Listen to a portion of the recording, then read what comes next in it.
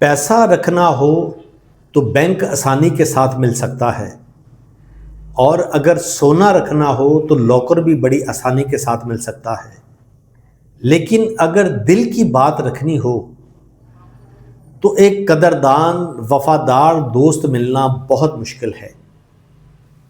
जब पाँव का जूता छोटा हो जाता है ना, तो पाँव का साइज छोटा नहीं करते, बल्कि बाजार से नया जूता लेके आते हैं। अपने आप को उस जगह पे ज़बरदस्ती फिट करने की कोशिश मत करो जहां पे तुम फिट नहीं हो रहे।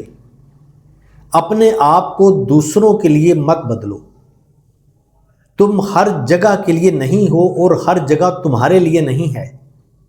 बस एक चीज का ध्यान रखना, जो लोग तुम्हारी जिंदगी में बहुत कीमती, बहुत अहम हैं, क्या उनकी जिंदगी में तुम भी बहुत अहम और कीमती हो?